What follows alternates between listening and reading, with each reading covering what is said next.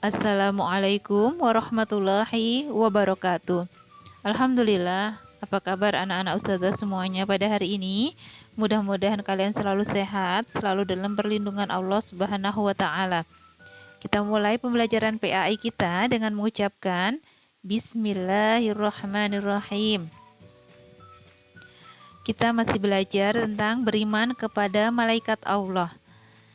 Nama dan tugas malaikat. Malaikat jumlahnya sangat banyak. Hanya sebagian kecil saja nama-nama malaikat dan tugasnya yang disebutkan di dalam Al-Quran dan hadis. Setiap malaikat memiliki tugas yang jelas. Yang pertama, ada yang namanya malaikat Jibril. Malaikat Jibril tugasnya adalah menurunkan wahyu.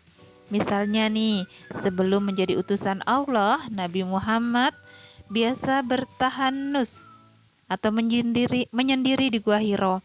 Ketika itu, di bulan Ramadan, Jibril mendatangi Nabi Muhammad SAW dan memeluknya erat-erat.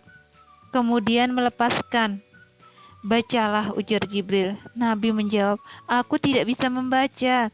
Jibril memeluk lagi dengan memberikan perintah yang sama. Nabi pun memberikan jawaban yang sama pula. Hal ini berulang sampai 3 kali.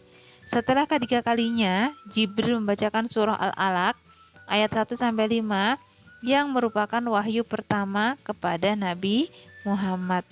Setelah itu, Nabi Muhammad pulang ke rumahnya dalam keadaan menggigil karena ketakutan. Khadijah, istri Nabi, menenangkan dan membawanya kepada Warokah bin Naufal. Warokah mengetahui ajaran Yahudi dan Nasrani.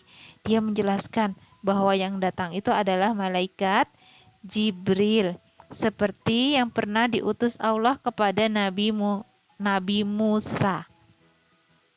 Jibril juga yang kemudian selalu mendatangi Nabi Muhammad untuk menurunkan ayat-ayat Al-Quran. Yang kedua, ada yang namanya malaikat Mikail, menurunkan hujan dan menumbuhkan tanaman. Allah Subhanahu wa taala menyebutkan nama Mikail bersamaan dengan nama Jibril di dalam Al-Quran. Surah Al-Baqarah ayat 98, dalam hadisnya dikatakan bahwa Nabi Muhammad bertanya kepada Jibril tentang tugas Mikail. Apa tugasnya? Katanya mengurusi tumbuh-tumbuhan dan menurunkan hujan. Yang ketiga, ada yang namanya malaikat Israfil. Tugasnya adalah meniup trompet pada hari kiamat dan kebangkitan dari kubur. Israfil memiliki postur tubuh yang sangat besar. Dikisahkan bahwa Nabi Muhammad meminta Jibril untuk memperlihatkan dirinya dalam bentuk yang asli. Pada malam terang bulan, Nabi pergi menuju musola. Jibril mendatangi Nabi dalam bentuk yang asli. Apa yang terjadi? Nabi Muhammad pingsan. Ketika siuman, Jibril sedang memegang dada dan pundak Nabi. Beliau bersabda, Subhanallah, aku tidak pernah melihat makhluk sebesar ini. Jibril berkata, bagaimana jika engkau melihat Israfil? Dia punya 12 sayap di tepi timur dan 1 sayap lagi di tepi barat. Yang keempat, ada yang namanya malaikat maut, bertugas mencabut nyawa. Katakanlah malaikat maut yang diserahi untuk mencabut nyawa dan mematikanmu. Yang kelima, ada yang namanya malaikat pencatat amal manusia. Siapakah dia? Yaitu Raqib dan Atid. Tiada suatu ucapan pun yang diucapkannya, melainkan ada yang di dekatnya malaikat pengawas. Yang disebut malaikat pengawas adalah Raqib, yang selalu hadir yaitu adalah Atid. Malaikat pencatat ini melakukan pengawasan yang melekat untuk mencatat amal perbuatan manusia. Mereka memiliki sifat Raqib dan Atid. Raqib yang tadi saya bilang sebagai pengawas, Atid adalah hadir, tidak pernah lengah. Kitab catatan amal itu pada saat nanti hari kiamat diletakkan. Kamu hadir akan melihat orang-orang berdosa ketakutan karena apa yang tertulis di dalamnya. Mereka berkata, celakalah kami, kitab apakah ini? Tidak ada yang kecil dan tidak pula yang besar, semuanya tercatat. Mereka dapat apa yang telah mereka kerjakan, semuanya tertulis. Tuhanmu tidak menganiaya seorang pun. Jadi anak ustazah, pada saat nanti hari kiamat, kita itu dikasih kitab masing-masing, kitab amal keburukan dan kebaikan. Itu semuanya tercatat di sana. Jadi mudah-mudahan amal kebaikan kita jauh lebih banyak. Yang keenam, Mungkar dan Nakir bertugas menanya mayat di dalam kubur. Mungkar dan Nakir ini bertanya kepada mayat di alam kubur nih tentang Tuhannya, agamanya, dan nabinya. Jika seorang mayat telah diletakkan di dalam kubur dan orang-orang yang menguburkannya telah pergi, ada dua malaikat datang dan membuatnya duduk. Mereka bertanya, apa yang engkau katakan tentang orang ini? Jika mayat itu adalah seorang mukmin, ini Nabi menjelaskan ya. Kata Nabi, jika dia seorang mukmin, dia akan menjawab, aku bersaksi, dia adalah hamba Allah dan Rasulnya. Malaikat akan berkata, lihatlah tempat tinggalmu di surga. Mereka melihatnya dan kemudian dia mendapatkan kenikmatan saat berada di alam kuburnya. Jika mayat itu munafik, orang kafir, dia akan mengatakan, aku tidak tahu. Malaikat berkata, kamu tidak tahu dan tidak pernah menyebutnya. Mayat itu dipukul dengan godam dan besi, serta menjerit sekeras-kerasnya. Hanya saja, jeritannya tidak terdengar oleh manusia dan jin. Yang ketujuh, ada yang namanya malaikat Malik yang bertugas menjaga api neraka. Allah berfirman, mereka berseru, hai Malik, biarkanlah Tuhan kami membunuh kami saja. Dia menjawab, kalian akan tetap tinggal di neraka ini. Dalam surah Az-Zuhruf ayat 77. Jadi anak-anak ustazah, mereka itu saking merasa tersiksanya di neraka itu, lebih baik mereka dibunuh saja daripada disiksa seperti ini. Karena yang kita ketahui ya, kalau misalnya Allah menyiksa ya Allah, kalaupun orang itu mati, nanti dia kembali lagi. Seperti itu seterusnya. Sampai dosanya itu habis. Dia akan merasakan penyiksaan-penyiksaan dan seterusnya.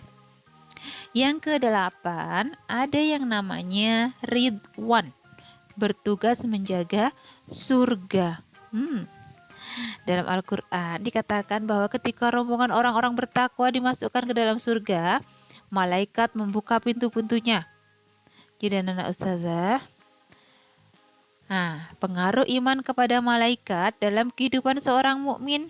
Yang pertama, mencontoh ketaatan. Iya, betul. Mencontoh ketaatan malaikat kepada Allah. Malaikat sangat taat mengikuti perintah-perintah Allah, sehingga menjadi hamba-hamba Allah yang terjaga dari dosa dan dekat dengannya. Allah berfirman, wahai orang-orang yang beriman, peliharalah dirimu dan keluargamu dari api neraka. Api neraka itu bahan bakarnya adalah manusia dan batu. Masya Allah. Penjaganya siapa? Malaikat-malaikat yang kasar dan keras. Mereka tidak durhaka kepada Allah terhadap apa yang diperintahkan. Mereka akan selalu mengerjakan apa yang diperintahkannya. Surah At-Tahrim ayat 6. Yang kedua, pengaruh iman kepada malaikat yang kedua nih, kita harus ikhlas dalam beribadah. Malaikat tidak menghitung amal yang pernah diperbuatnya dan tidak pula membanggakan dirinya karena melakukan banyak amal soleh. Malaikat tidak henti-hentinya bertasbih siang dan malam dan meminta ampunan kepada Allah. Mereka merasa belum bisa menunaikan kewajibannya kepada Allah dengan sempurna. Kelak di hari kiamat mereka berkata, Maha suci Engkau, wahai Tuhan kami tidak beribadah kepadamu dengan sungguh-sungguh. Itu kata malaikat. Masya Allah, padahal malaikat itu ketaatannya sudah sungguh luar biasa. Nah, Ustazah. Oleh karena itu, meskipun kita rajin beribadah, Seorang mukmin tidak akan bisa menandingi ibadahnya para malaikat. Kalau sudah seperti itu, kita tidak layak dong menyombongkan diri dan membanggakan amal-amal kita yang tidak seberapa ini. Yang ketiga, berusaha menjauhi larangan Allah. Karena kita tahu malaikat itu di mana-mana, malaikat akan mencatat kita, amal buruk kita, amal baik kita, dan malaikat selalu menjaga kita selama 24 jam. Kita harus tahu, berusahalah menjauhi larangan-larangan yang Allah larang. Sesungguhnya kalian dijaga oleh malaikat-malaikat yang mulia dan mencatat pekerjaan-pekerjaanmu. Mereka mengetahui apa yang kalian kerjakan.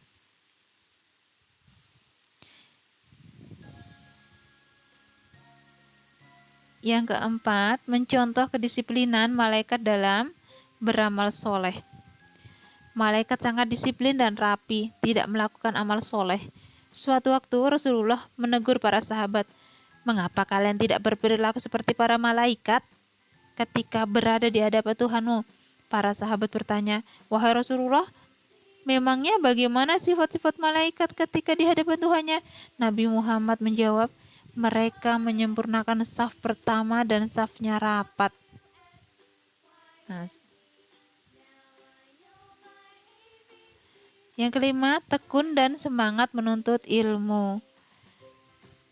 Iman kepada malaikat akan melahirkan ketekunan dan semangat dalam menuntut ilmu, tidak malas dan tidak mudah menyerah karena mengalami kesulitan. Bayangkan betapa mulianya orang yang menuntut ilmu. Malaikat saja rela menghamparkan sayapnya demi mereka. Yo, yang rajin belajar yo, anak-anak ustazah, pengen dihamparkan. Ustazah ulang ya. Betapa mulianya orang yang menuntut ilmu. Malaikat saja rela menghamparkan sayapnya demi mereka. Jadi untuk kalian nih yang saat ini lagi belajar, di dekat kalian ada malaikat yang menghamparkan sayap-sayapnya. Nabi Muhammad bersabda,